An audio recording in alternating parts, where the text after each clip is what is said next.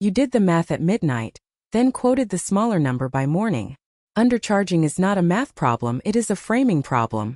In the next few minutes you will price with confidence, climb the ladder from hourly to value-based with work numbers, and say a bigger number out loud without flinching. Educational only, no income promises. Start with the mental shift underneath everything. When you set a price, you instinctively look inward: my hours, my costs, what feels fair for me. Your client never sees any of that.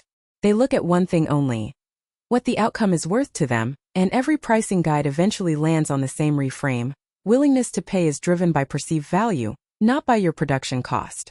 Practically, that means the same piece of work is worth different amounts to different buyers. A marketing campaign that brings a family restaurant a few new tables is the same labor as one that brings a car dealership 3 new buyers, and the second is worth wildly more because each customer is worth wildly more to that business. Undercharging is what happens when you price your effort, while the client quietly prices their outcome. Every rung on the ladder ahead moves you closer to pricing the outcome. Before any model works, you need a floor, and one consultant's method is the most replicable around. Step 1. List every task your service involves honestly, including the kickoff call, the revisions, and the 40 emails, not just the glamorous work. Estimate total hours. Step 2. Look up what the comparable salaried role pays, searching as if applying in a major city so regional lowballing does not skew you, and convert to an hourly figure. Step 3. Multiply by roughly 1.3 because a salaried employee gets equipment, insurance, and sick days, and you now cover all of that. In the consultant's worked example, an $80,000 a year specialist role plus that margin, times a 30-hour project, lands near $1,900. One more trick. Browse freelance marketplaces to learn how services get packaged and scoped, and never copy the prices there. They are the undercharging you are escaping. Rung 1. Hourly or day rate pricing. The floor with the ceiling built in. Your income caps at the hours you can work, and worse, efficiency is punished. Finish faster and you earn less for the same result. When does hourly still make sense? When you are brand new with no data to estimate projects, or when a controlling client insists, and their one consultant's advice is blunt. Charge roughly double your normal rate because managing their oversight is billable work too. 2 negotiation moves soften this rung. First, never name a number blind. Ask what they typically pay people at your level, and treat a vague, dodgy answer as the warning it is. Second, one creator's escalation script. After delivering visibly more than peers, say exactly that and ask for a specific higher day rate next booking. His worked example moves from $250 to $350 a day. Climb this rung, do not live on it. Rung 2. The fixed fee, and here is the secret nobody tells beginners. Clients often prefer it even though it usually costs them more. Hourly billing forces the client to police your timesheet. A fixed fee lets them think purely about the deliverable, and they pay for that comfort. The mechanics. Itemize what is included, estimate your hours privately, apply your baseline rate, then pad for overrun risk, because the fee stays fixed even when the project does not. On markup, one creator's range runs from 10% to over 100% above your internal cost, depending on ability to pay and how much the outcome matters. 2 guardrails keep fixed fees from eating you alive. A defined number of revision rounds, revisions meaning tweaks, not restarts, and a clause that pauses and rebids if the client disappears past a set window. Package in tiers: a small entry offer, a flagship, and a full scope option. One consultant prices at $8,000 to $15,000. Quick recap at the halfway mark. The disease is pricing your effort while clients price their outcome, and the cure starts with a real baseline. List every task, find the comparable salary, add the 30% margin a salary job hides from you. Hourly is a legitimate first rung with a hard ceiling and a built-in penalty for being good. Use it to gather data, then leave. Fixed fees are the workhorse. Itemized scope, private hours estimate, honest padding, tiers, and guardrails on revisions and delays. Ahead is where the real money lives: the recurring models, value-based pricing that can multiply a fee, the same project price 5 ways so you can see the gap yourself, and the awkward human moments: raising rates, saying the number, hearing we cannot afford that, which decide whether any of this survives contact with a real client. Rung 3 has 2 flavors, both recurring. The retainer, in its cleanest form, is a flat monthly fee for defined access. A set number of strategy calls, agreed response times, advisory presence. The key word is defined. A retainer without boundaries quietly becomes unlimited work at a fixed price, which is undercharging with extra steps. One consultant's illustration prices a modest advisory retainer around $650 a month for roughly 10 hours of involvement. The second flavor is percentage of spend or percentage of sales, common in marketing.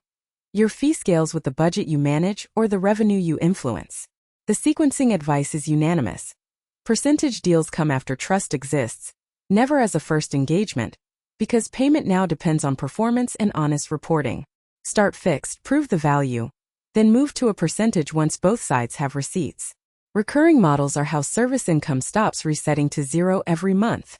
Rung 4, value-based pricing, where the reframe from earlier becomes money. Instead of billing effort, you price a share of the outcome. One consultant's cross-industry comparison makes it vivid. The same customer acquisition service is worth $25 to $125 per new customer to a family restaurant, $500 to $1,500 per client to an accountant, and $4,500 to $12,000 per buyer to a car dealership. Same service, wildly different value, wildly different price, with a suggested band of 10 to 20% of the value delivered. Another creator's worked example. 1,000 units a month at $100 profit each. A projected 25% lift, $25,000 in new monthly profit, 10% capture, a $25,000 fee. Above this rung sit two exotic variants. Licensing, pricing by usage, scope the way photographers do, and royalty deals. Nothing upfront for a share of every sale, high risk, never your foundation. Value-based pricing needs measurable outcomes and a believing client, which is why it is earned, not opened with. Now the comparison that should permanently change how you quote. One consultant runs the identical project through every model, watch the numbers move. Hourly. 25 hours at $50, $1,200. Flat package with the margin, $1,900. Monthly advisory retainer, $650 a month, quietly compounding past both within months. Percentage deal, 15% of a $20,000 monthly ad budget, $3,000 a month. And priced against the value created, 10% of a $125,000 sales lift, $12,500. Same skills, same client, roughly the same hours.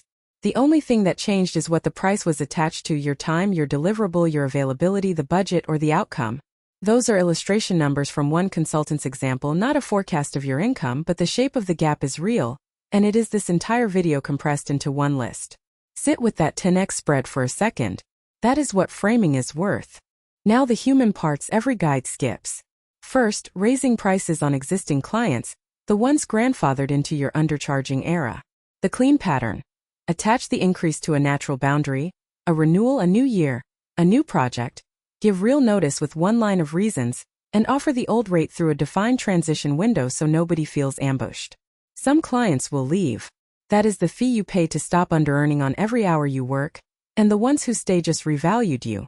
Second, the moment of quoting. Say the number plainly, attach it to the outcome, then stop talking. The silence after a price is not a problem to fix, it is the client thinking, and the provider who rushes in with a discount is negotiating against themselves in an empty room. Practice saying your price out loud until it sounds like a fact, because to the right client it is one. And the third human moment. The client who hears your number and genuinely cannot pay it. You have three honest moves, and pure discounting is not one of them. Move 1, reduce scope, same rate, smaller deliverable. That is what your entry tier is for, and it keeps the value of your hour intact. Move 2, restructure, spread payments, phase the project, start with the piece that pays for the rest. Move 3, walk away warmly and leave the door open. Some of the best future clients are the ones you respectfully decline this year. What you never do is cut the price while keeping the scope, because that teaches the client, and worse, teaches you, that the first number was fiction. 2 protections belong in every agreement regardless of model. A deposit before work begins, and a kill fee if the project dies halfway. Pricing is not just the number, it is the terms that defend the number. Honest limits before you requote anything. Every number in this video, the day rates, the package tiers, the $12,500 fee, is an illustration from one creator's example, not a benchmark you are entitled to, and not a prediction of your income. Markets differ by region, industry, and season. Novel services have no clean benchmark, and in a downturn leverage shifts and even fair prices meet resistance. None of that means you should undercharge, it means pricing is a living negotiation, not a solved equation. Raising your prices also raises expectations. So let the quality of your work climb the ladder with you. And the fine print. This is educational content, not personalized financial, legal, or tax advice, and moving from steady hourly income to lumpy project fees has real cash flow and tax implications worth discussing with a professional as your numbers grow. The whole ladder one last time. Baseline first tasks comparable salary times 1.3. Hourly to gather data. Fixed fees with tiers and guardrails as your workhorse, retainers and percentage deals for recurring income once trust exists, and value-based pricing when outcomes are measurable and the relationship has receipts. Do not leap the ladder this week, climb one rung. Do the baseline math tonight, it takes an hour, and quote your next project one rung higher than your last. That single quote is where undercharging actually ends, not in a spreadsheet, in a sentence you say out loud. If this reframed pricing for you, the next video scripts the sales conversation itself, word for word, including the silence. See you there.